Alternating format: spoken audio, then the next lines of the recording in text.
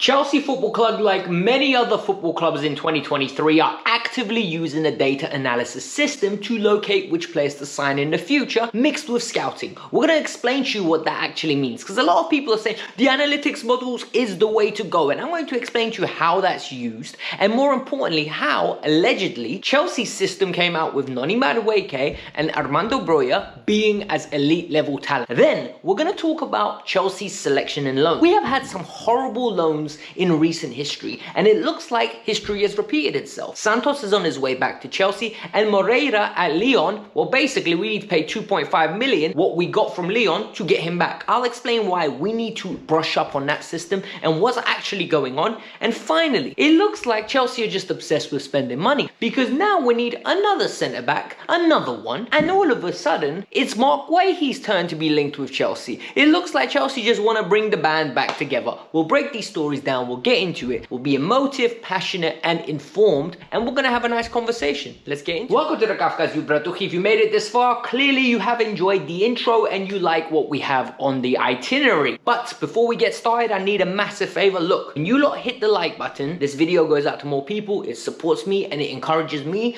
to do more content, and it becomes worth my time a lot more. So if you guys want more content and you want me to actually become a full-time YouTuber, support the cause. 1,000 likes on this video is a great start. And secondly, we are 18 people away, 31,400 people. So can we do that, please? It's the best way you lot can support. If you're new, let's do it. Let's move on with the story. So the video is built up in a very nice order, and all the stories flow into one another. We're going to talk about the data analysis story that came out from London's podcast. And it's an article that is written that explains Chelsea, under their current system, have identified as Noni Madueke and Armando Broja as elite level talents. And for me, it's very funny. Like, as somebody that knows how to build models and has experience in building models using different packages, I think it's very important to explain what goes into building a model, right? You get a bunch of data and you assign parameters.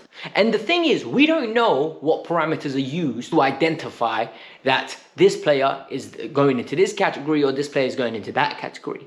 I hope you're still with me. The key thing is, this label of elite level talent, we don't know what it means, because above it you can have world-class level talent, or you can have world-class level talent. We don't know the criteria that went into generating that player. And the reality is, with data analytics, you can always manipulate it into a form that favors what your opinion is. Your bias will come out. Hence, when I see statements such as Noni Madueke and Armando Broja are both elite level talents, why is Pochettino not playing them? The model suggests it. I think we need to be more intrigued by what parameters are used, what data is used, because if Noni's data is from the Eredivisie and Broja's data is from the Premier League and Eredivisie, and it's mixed all together and it's compared to a player that's only played in Ligue 1, it's not really like comparative data, is it? Because it's a completely different pace of game, it's completely different physicality levels, and it's completely different level of football. So we just have to be very objective with what we read,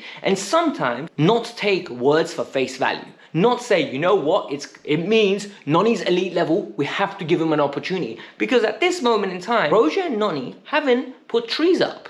We can't definitively sit here and say they should be playing ahead of Mudryk, Palmer, or Raheem Sterling. We can't say that because we don't have enough evidence, nor does Poch believe it. And Pochettino is the manager. So if we're going to back this manager, we need to be really open and honest with what we're doing. I think at Chelsea, we have a really bad problem at this moment in time with hoarding. I've always said, yes, we're going to acquire this talent. We're going to acquire them young, and then we're going to flip them and make more money in the long term. And that's going to be our sustainability model. However, I need to be open and honest. One way of articulating that fee to become to the value that you want it to be so you can generate profit, you need to let these players go and develop. You need to let these players go and play. You need to let these players go and thrive in a different environment. And we've done that. We've let Moreira go to Lyon and Santos go to Nottingham Forest. And in both cases, players have hardly played. I think Santos has played one game and made one bench appearance, and Moreira has made 75 minutes worth of football. And the worst thing about it is, we've all looked at these players going on loan, and all of us raised an eyebrow, low key. All of us looked at it and said, you know what? Okay, Santos is going to a Premier League club. Why is he going to this Premier League club? Are they considering what's going to happen? And wait, what happened? They went and signed 3 centre midfielders. Nottingham Forest signed 3 centre midfielders, and their manager has said, I want to develop players that I know are going to be here for the long term. It's nothing personal against Andre. He is the one that at this moment in time, if he trains hard enough and breaks through, then that's credit to him. Otherwise, I want to develop Sangare and the other players that are in my midfield.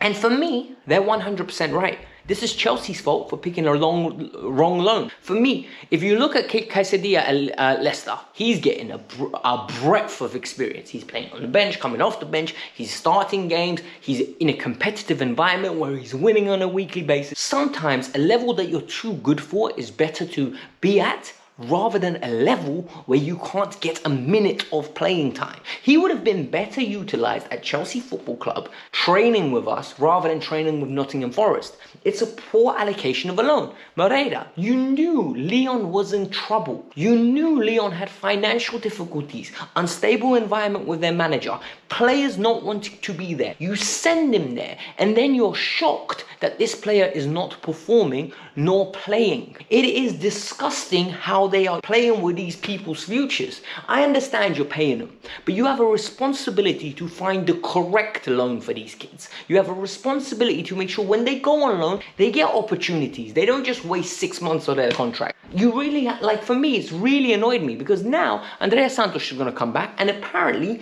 he's going to be looking for another loan. And people straight away linking him to Strasbourg. But the reality is you can only send 2 players to Strasbourg. Yes, Angelo's there. Is he going to be the one that goes there? Or is Moreira going to be there? Where is Washington going to go? I don't understand what Chelsea are doing and just hoarding talent. We have too much talent at this moment in time. And for me, nothing explains this situation of having too much talent than the links to Mark Guehi.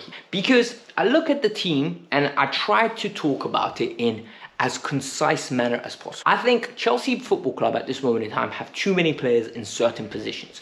I think centre-back is one of them. We have got Levi Colwill, Benoit Badiashile, Axel Disasi, and Thiago Silva. That is 4 centre-backs. We have Wesley Fofana coming back. 5. Why on earth are we looking to acquire Diamonde from Sporting or the latest one, Mark Guehi from Crystal Palace? Why?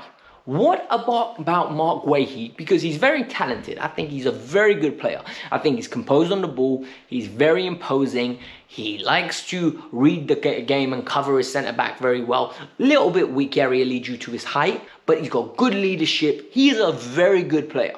Don't get me wrong. I'm not going to say he's world-class. I'm not going to say he's top tier, but he can develop.